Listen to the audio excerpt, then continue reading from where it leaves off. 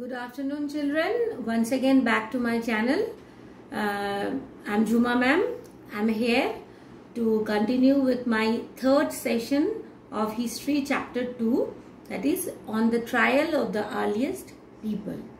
Before I start with the chapter content, I want to clarify some of the question which has been raised by you through mail or comment box, that you people were asking about the copies. What type of copies you should use for the SST 3 different subjects. Geography, you will use interleaf copy, that means the science copy, and history and civics you will be using that rule copy. So 3 subjects, 3 different copies. So whatever the question and the work, homework, worksheet, whatever we are actually discussing during these sessions, please try to write down in your copies. When the school will reopen, definitely I will go through it in detail. And whatever the answers you have sent through mail, few of them already being checked and I responded. Few are not being checked till now. Definitely I am going to complete this by this very short span of a time. Okay, let's go with our today's content. You can see the map. That map already we have discussed in last session. That is some important archaeological sites from where evidences are being found by the archaeologist. All the places marked with red triangles are sites from which archaeologists have found evidence of hunter-gatherers. Hunter-gatherers lived in many more places also. Only some are shown on the map. These sites were located near to the sources of water, such as river, lakes. As stone tools were important, people tried to find places where good quality stone was easily available. You can see that Bhimbetka, Inamgaon, Hanski, Kurnul Caves, Brahmagiri, then Mehagara, Daujali Harding, Chirand, and then Burjahom. All these places you will be getting through this in this chapter. In your book, this map already has given. Okay, I am going to the next slide. All the places marked with triangle sites which are archaeological have found, and these are the evidences of where the hunter-gatherers they settled down. I am giving now reference from text. As stone tools were important, people tried to find places where good quality stone was easily available. Where the stones are available, that can be used for making tools. So these places are called as factory site. Places where stone was found and where people made tools are known as factory site.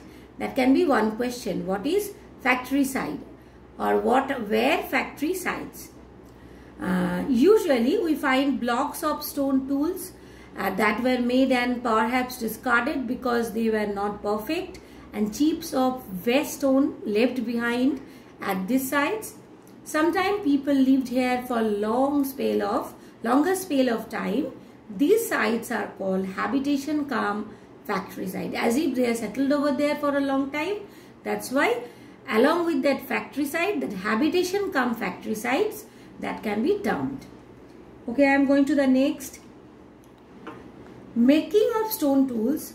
Last session we discussed about 2 methods. This is another question. How stone tools were made and what are the techniques are being used to making stone tools. What are the techniques are being used to making stone tools? It is another question. First, tools were probably made using 2 different techniques. The first is called stone on stone. Here and the pebble from which the tool was to be made, that is also called as core. That should be held in one hand, and another stone which was used as a hammer was held in the other hand. And the second stone was used to strike off flakes from the first till the required shape was not obtained. And the second technique, that is pressure fluting technique, where the core was placed on a firm surface. The hammer stone was used on a piece of bone or stone that was placed on the core to remove flakes that could be shaped into tools. You can see this picture, and this is the textual reference. You will be getting it from your textbook, exactly the same. Now some pictures of stone tools of different times. Picture A. These are examples of earlier stone tools. These were made, this is B. These were made several thousand years later. And this is C. These were made later still. And D. This one D. These were made about 10,000 years ago. And E. These are natural pebbles. You can see A, B, C, D, E. You can see the transition of stone tools. It is getting more finer and sharper.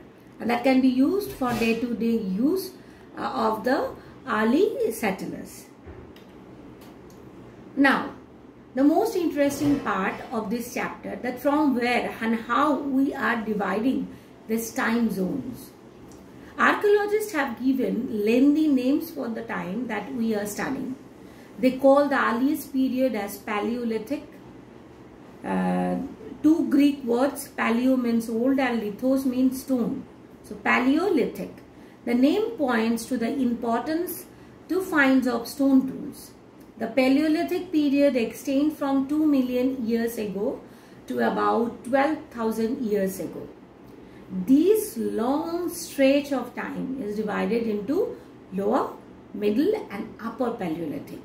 This long span of time actually covering the 99% human history. So, the period when we find environmental changes, that is 12,000 years ago, is called the Mesolithic. That means middle. Meso means middle. Stone tools found during this period itself, but generally those are tiny and are called microliths. The previous slide itself, you have seen this picture, this one. So, microliths were probably stuck onto the handles of bone or wood to make tools such as saws, stickles. At the same time, older varieties of tools continued to be used.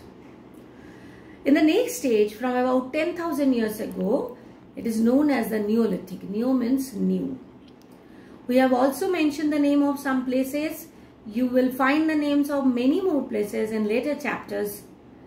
But we are using the present day names where the people lived in the past, because we really don't know about their ancient names. Now in changing environment, I just refer right now that the Mesolithic, when the Mesolithic age has started, that time, the environment, world environment, it has started changing. 12,000 years ago, major changes in the climate. There was a shift of relatively warm condition. In many areas, this led to the development of grasslands, and in turn led to an increase in number of deer, antelope, goat, sheep, cattle. That is, the animals that survived on grasses. Those who hunted these animals now followed them, learning about their food habits and their breeding seasons. It is likely that this helped people to start thinking about herding and rearing these animals for themselves. Fishing also became important. So these changes happened during this time. We have seen that the earliest people hunted, gathered plant produce, made stone tools and pointed on cave walls. Is there any way of finding out whether women hunted or man made the stone tools? Whether women painted or men gathered fruits, nuts? We do not really know. We really don't know about the fact. But at least two possibilities are there. Both men and women, they have done it together, or possibly some of the tasks were done only by the woman and some others only by the men.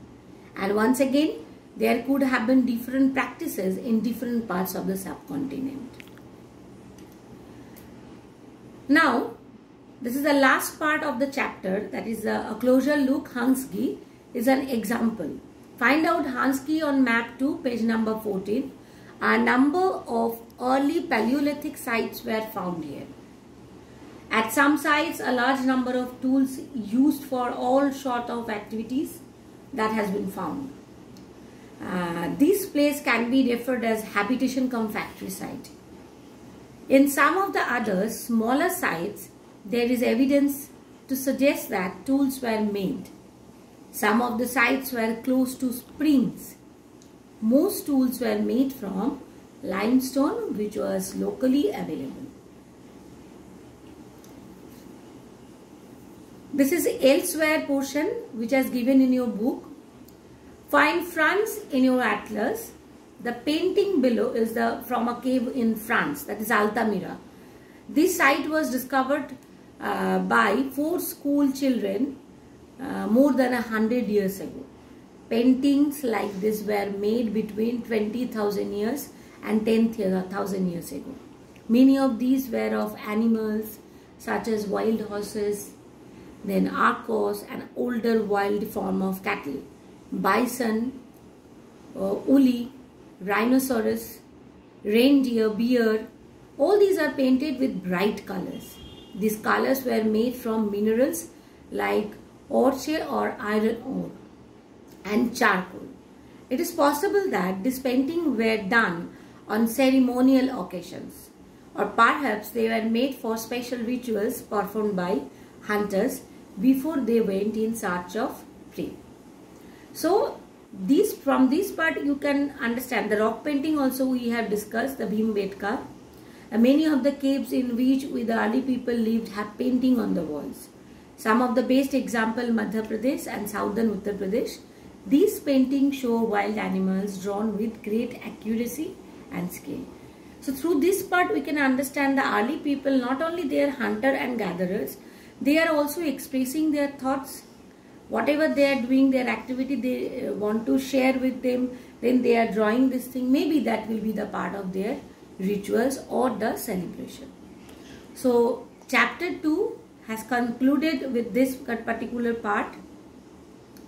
I am going to give you questions in detail in Word document in next session. You read the textbook thoroughly and listen the audio video session properly and mark the question or mark the important point in your textbook. I hope it will help you to understand the content more clearly. Till then, stay safe and have a nice time. Goodbye.